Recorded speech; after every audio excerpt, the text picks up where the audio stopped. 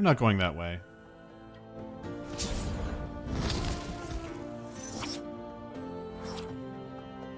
Sunless Sea is an exploration and survival RPG, with a side of cannibalism.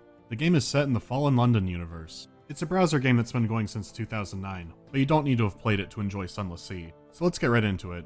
Before you even hit the title screen, you get this tidbit. Explore, take risks, your first captain will probably die. This is reminding me of Darkwood. Within the first few moments of starting a new game, I realized it was going to be more intricate than that. There's a lot to read in the beginning, but I'll give you a quick rundown on it. Let's start with the premise. You play as a Z captain. Not C captain, Z captain. You and your Zailers are sailing on the Untersee. The Untersee is an underground ocean in a region called the Neth. The Neth is huge, big enough to have climates, big enough to have entire cities inside of it, including, of course, Fallen London. You may be wondering why London is underground. Well, the game says that bats took it down there. Now that's an aerobatic wonder. The Neth has problems like supernatural weather, gigantic sea monsters, and the literal plains of hell.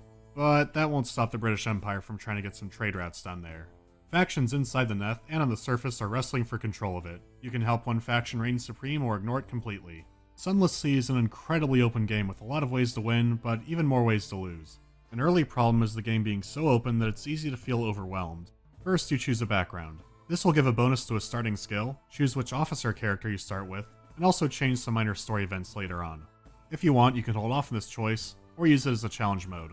After that, you choose an ambition, which is your victory condition for the game. Not all of them are listed here because some surprise options can pop up. Finally, you choose all the cosmetic stuff and you're good to go. Not all the ambitions will have a straightforward narrative, and your first assignment will usually be moving a passenger somewhere. I followed the beginning assignments as closely as I could, making stops along the way, but then I realized that I didn't know what was going on.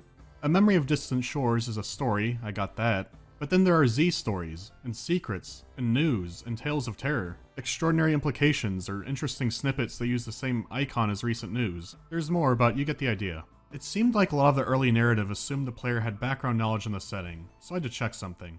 The browser game. I mean, it's free, what have I got to lose? Never mind, I remember now.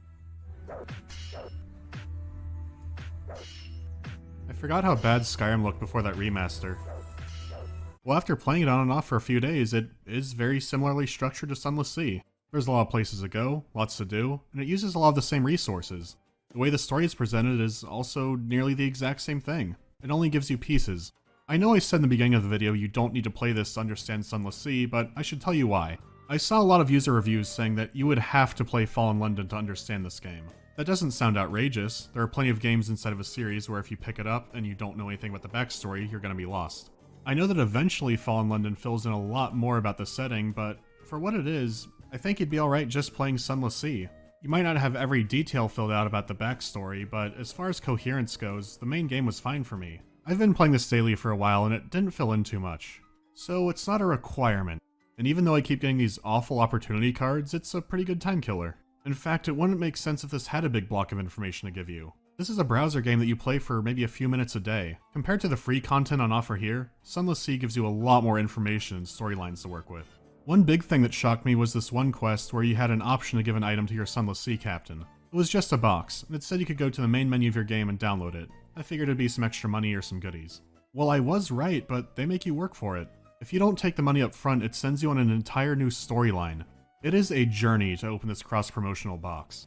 It was a fun surprise, and also a perfect example of how Sunless Sea gives you a lot more than the Fallen London early game. It'll be a long while before you start to put some things together, and it's intentional. You've been thrown into a world where what was once otherworldly is now normal. It's a style of game we don't get that much nowadays. It started to remind me of Planescape Torment, but with less reading. There's still a lot of reading, but boy is it hard to top Planescape.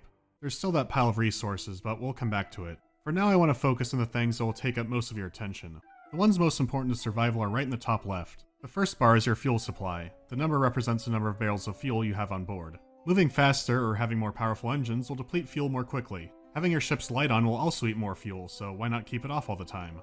Well, that's where terror comes in. The Neth is dark. It's also full of situations that make the Shackleton expeditions look like a river cruise. Story events can raise terror, but so can being in fog or in dark places without a light. You're near constantly gaining terror while at Z. The color wheel indicates how fast terror is going, with orange being slow, red being fast, and green meaning it's going down for a while. The only way to completely reduce your terror is by shore leave or certain events. So finding a light can reduce your terror indicator, but not your whole terror level. Higher terror levels lead to more negative events like nightmares or crew abandoning the ship. If it gets really bad, they might attempt a mutiny, which could be an instant game over. This means taking a spooky shortcut can end up with some homicidal sleepwalkers later on. The number of crew you have is also a resource. Having crew to spare is good since, due to the nature of the Neth, a lot of them aren't going to make it. If you lose more than half your crew, you can't go at full speed. Lose all your crew? Game over. So you want a lot of crew, but then there's the food supplies. Big crews eat big. The battle between fuel and supplies will be your greatest struggle. Each takes up a slot and earlier ships won't have much space for it. Bigger ships have that space, but they weigh more and have more crew, so both the fuel and the supplies will go faster. It's a never-ending balancing act, and eventually, one will lose. If you're out of fuel, maybe you can burn some supplies, or you can sacrifice some crew members to the Dark Gods, or they'll get angry and strike people down. There's a dangerous pirate ship firing on me from behind, so I'll use a full engine power ability to give myself a lot more speed at the cost of burning more fuel. But then those damn child slaves let it get too hot. The engines catch on fire, I fail the skill check, and it explodes, hurting the ship and losing more crew. This isn't happening in a big scary area, it's happening in your commute to trade wine. There are so many things out there that want you dead, but you have to make it all happen. Balance your materials, don't go insane, and make money. People who told me about this game made comparisons to FTL. I understand now. Both are about managing a ship and its resources in a very hazardous environment. The thing is, FTL is very linear in how it progresses. You're always outrunning an enemy fleet. You're always moving from system to system, and it's balanced around that. You always end the game fighting the rebel flagship. Sunless Sea, on the other hand, is completely open. You can play at your own pace, and there are multiple endings to choose from. If you don't want to fight a bad man, you can gun the engines and try to evade him. You can cut your lights and hide before the enemy notices you. You can try and back out of their detection range. Oh god, please back up. You can play as a traitor and beat the game without firing a shot, so how do you balance around all these options? Once again, this is a big early game issue. This is where Sunless Sea all comes together, but not without its cracks. No matter what you decide to do, gathering port reports will be a big part of your income. Whenever you dock, you usually have an option to spy on the locals. It's easy to do in most locations, but others might require a skill check. The locals might be suspicious or the area is supernatural. When you turn them into the London Admiralty, you get some fuel and some money. You can get higher payouts for visiting more dangerous or exotic locations. Like the skill check you need for gathering some reports, sometimes turning in a report requires one as well. You might have to convince this man you saw talking fish out there. To find new areas, you can wander around blindly or go off tips, but you have some extra help. You can launch a bat to scout for ports outside of your line of sight. You click on your log to mark it on your map, open up your map, and then you'll see a little icon, and that's somewhere you can dock, but you don't know what's around it. When you discover new areas, you get fragments. Get enough fragments and you get a secret. In some locations, you'll find officers that you can recruit onto your crew.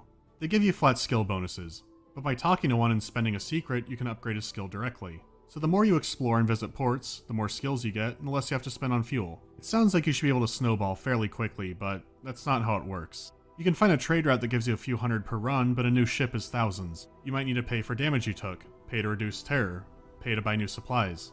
Something as basic as buying a new weapon can be a huge risk and investment. You could buy a new engine to move faster, but then you burn up more fuel. After I upgraded my starter ship, I started to feel stuck. It's a mind trap I fell into because I didn't know the game enough yet. So I was sitting there thinking of two options.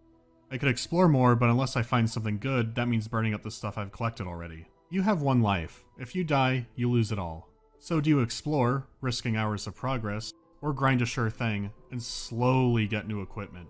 How do I describe this? While the map isn't completely random, some regions will have what's in them scattered around a bit. Trading stone from the salt lines is a fairly attractive early offer. It requires a down payment and a hefty amount of cargo space, but it's reliable. I have an awesome route in this game. It's quick, and the money per run feels worth it. But in this map, uh-oh, it's all the way down there. Now it's a hell trip. So do you have to cargo run early game? No, there are way better options, they're just cryptic. If you bring the Admiral port reports, eventually he'll offer you missions to retrieve strategic information. It's alright money, but what if you can make even more doing nearly the same thing? Well, if you know that you can use it in your inventory, you can combine it with a story resource I showed earlier. I was probably 20 hours into the game when I found this on accident. Not only does this pay more, but it gives you access to a spy network. It's a great feature and there's a lot you can do with it, but you wouldn't know about it if you're just moving rocks all day. If you stick with the game longer like I did, you learn ways to make money quickly in the beginning. I can see why so many people quit this game early, so the best advice I could give is to play smarter instead of playing repetitively. You need to master the economy. If you think that 20 Echoes is a good price for fuel, then I think you need to go to hell. They've got a client state on the south side. The fuel prices there are very competitive. Get out and explore and find some deals. That's a clean burning hell, I tell you what.